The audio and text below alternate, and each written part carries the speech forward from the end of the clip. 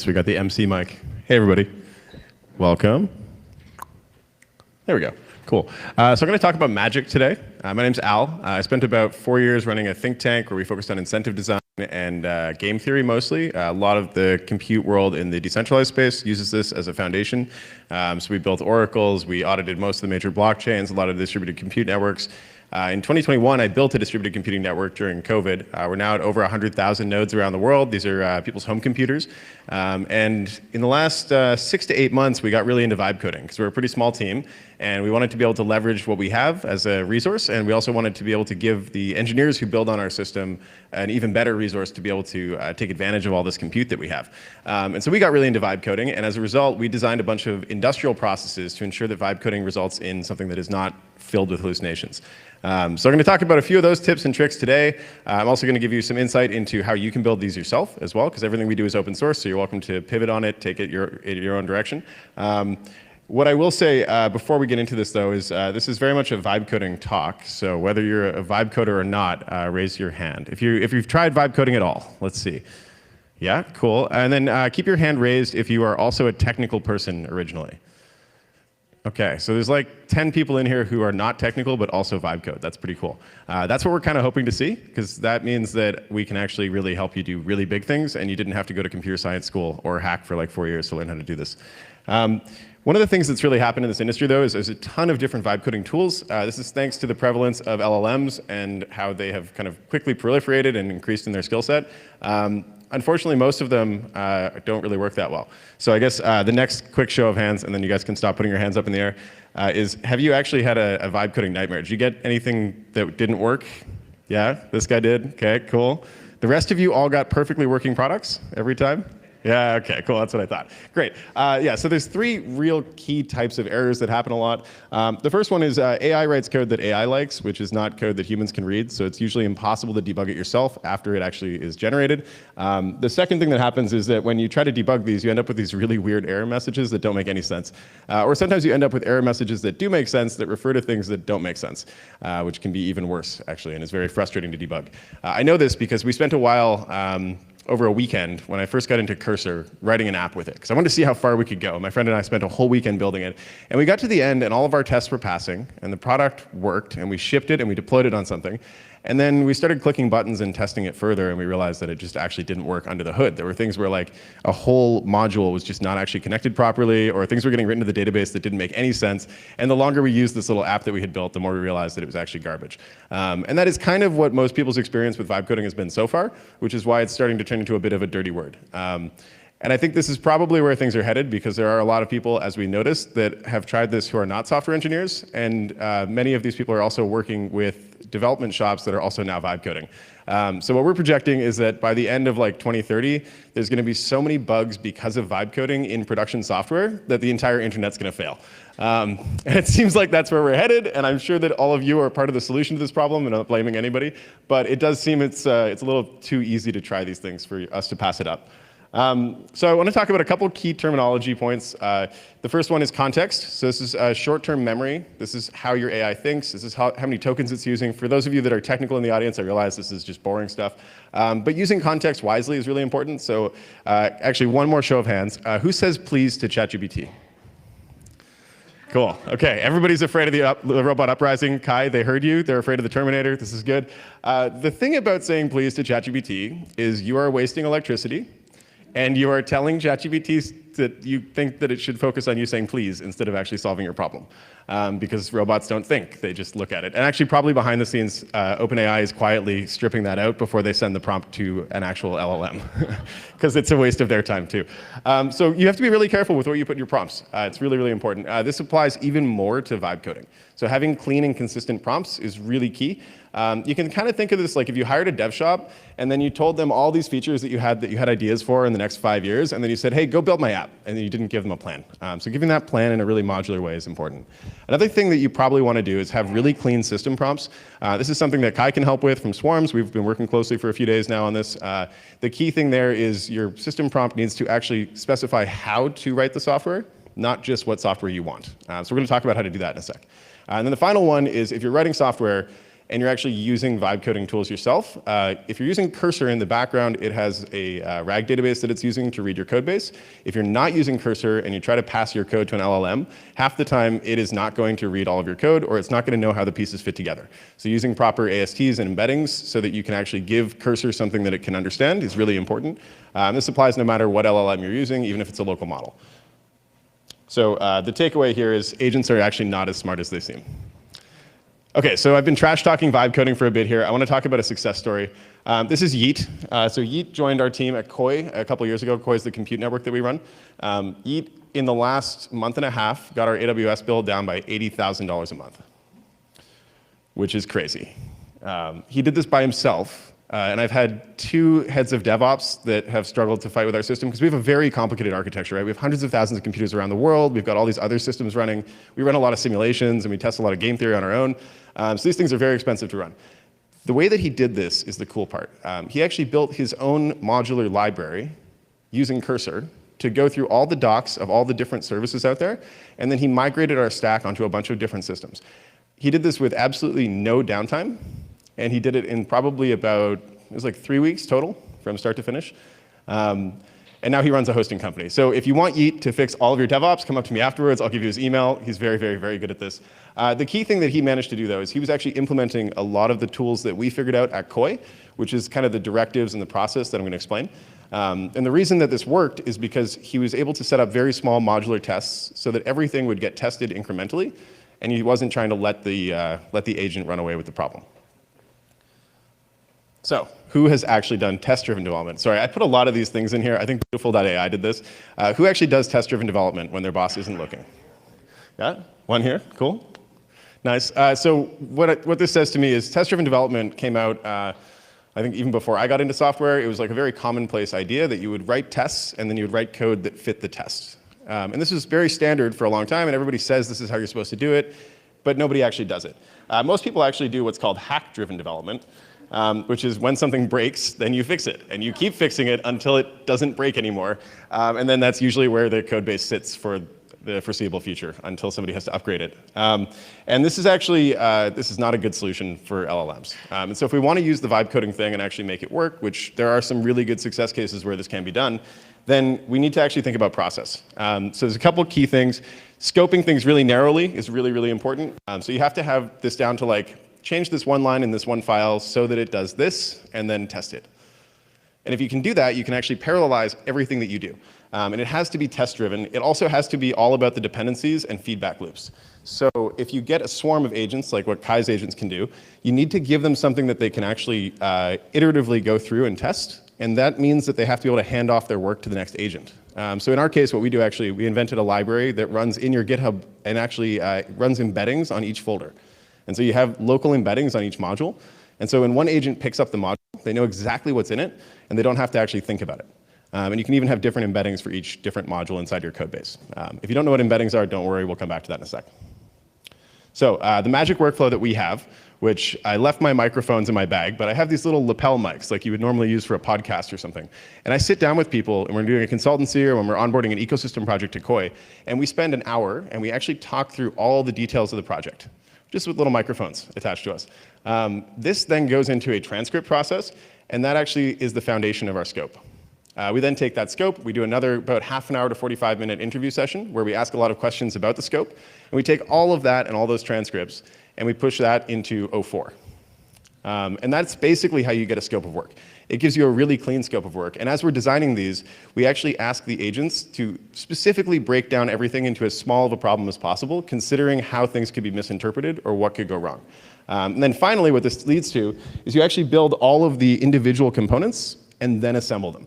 So it's very similar to industrial design where they do it's called just-in-time assembly, which is what they do in kind of like the automotive industry. So in the automotive industry, if you buy like a car, the car is assembled in many, many small pieces at different factories, and then they put them all together, and then the car gets shipped to you. And actually, usually they put them together at the last minute, but everything's planned out really well, so all the pieces fit together. And so this is what we've implemented at Prometheus, and it works extremely well, actually.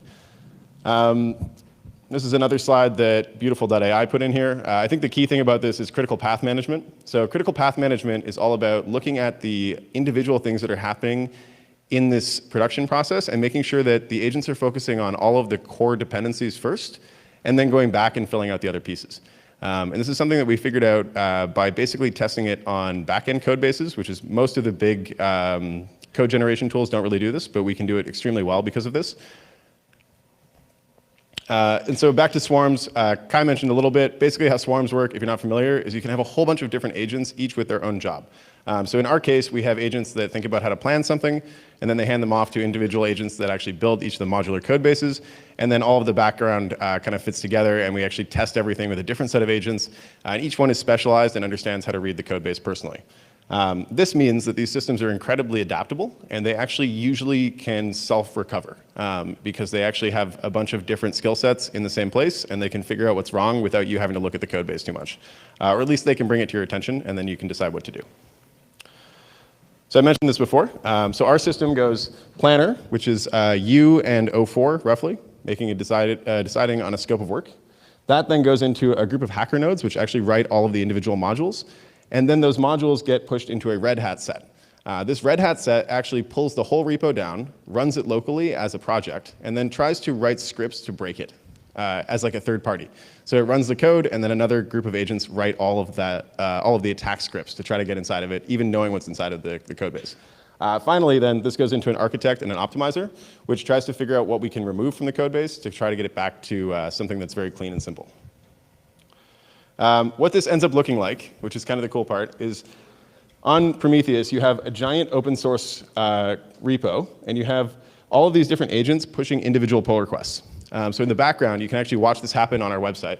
You get all of these agents pushing pull requests out onto an open source repo, and they actually push pull requests into the fork of the fork of the fork. And so you get these layered things that kind of unfold and then fold back up into the code base. And by doing it this way, each of the individual pull requests gets accepted by the person whose fork it is. And all of the agents do this autonomously, which looks really cool when you want to watch it. It's very fun and very entertaining to play with it. But the key thing is that it means when you get back to the original thing that you receive as the customer, you actually get something that works pretty much every time. Or at least if it doesn't work, it tells you why. So we kind of talked about all of these ones already, and preventing hallucinations, I guess, is the key to all of this. By controlling your inputs, you get something that actually works pretty much every time out of the box, and you don't underwrite the code, and you don't overwrite the code. If you write too much code, you usually end up introducing a lot of errors, and if you don't write enough code, then things actually don't work usually. So what this leads to is what we call magic. This is horizontal scaling in agent-based development. So instead of vibe coding with one agent at a time, you can have the critical path done by a couple of agents, and then you can have all of the submodules done in parallel. So what we're working towards with this is the ability that an agent can solve your problem based on a conversation that you're having with somebody in real time and actually build out what you're asking for. And then when you're done the conversation, the thing can already be ready, which is pretty crazy to imagine, but it actually works pretty well. We've so far reduced the amount of time it takes for us to build a project by about 95%. It started out at about 6 hours. Now it's down to about 5 minutes sometimes. So if you give us a simple enough project, we can get it done pretty quick, including the full back-end engineering and a whole bunch of the middle pieces. So 3 top maxims: scope narrowly, test early, and if you can, scale horizontally. This applies more to the global agent type stuff, but you can also use our open source code, and you can play with it yourself if you want to. And this can also be applied to a whole bunch of other things. I thought I was talking about this before Kai, so I put this in here to give him a shout out. They're doing this for scientific research, for finance, and for creative arts as well. Earlier on the way here, I had his agents write a song for me, which is pretty great. So later, if anybody wants to hear a song, come by and we'll play that on my laptop. So this is the age of Swarm. Thank you for your attention. We have 200 magic credits available for you. So if you scan the QR code on the left, you can put in Swarm 250 and you'll get some free credits for your account. And if you scan the one on the right, you'll get our LinkedIn, which has 0 followers at the moment. So hopefully it's got a few after this. We don't usually use LinkedIn. We also have a Telegram group. Thank you very much for your time. And yeah, appreciate it.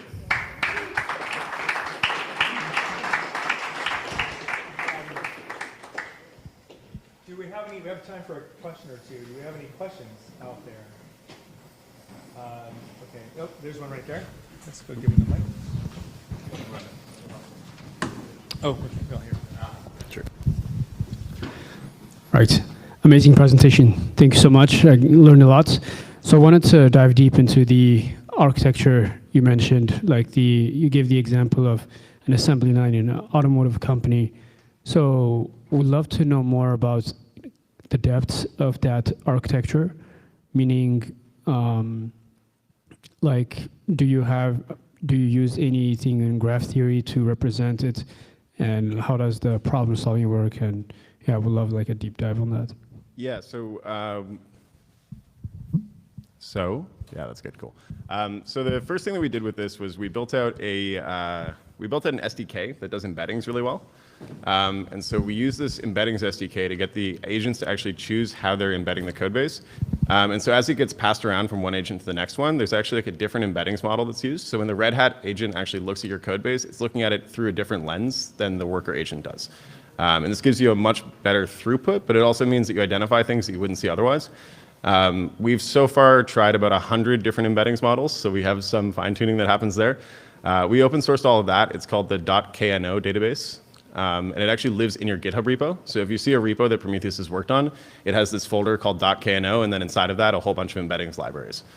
For those that don't know, embeddings is converting your plain text or otherwise like human legible things into an agent vector database. And when you do this, you also limit your context usage, so you save a lot of compute credits, which is really helpful. I'm not sure if that fully answers your question, but that's kind of how we've approached it so far. Okay, we have time for maybe one more question. Okay. Yes, here. Can you speak to the next layer of abstraction you're going to add to your framework? Yeah, so this is the microphone thing. We're trying to get to the point where the planner agent is also sitting behind kind of a customer service agent. So if that works correctly, then you can have a Google Meets call and queue a bunch of Jira tickets and then have those Jira tickets get done before you finish the call. So we're trying to get to that point, which I think will be done pretty soon. It works pretty well for open source stuff right now. If you want it to work for closed source, you have to pay us more, but. Okay.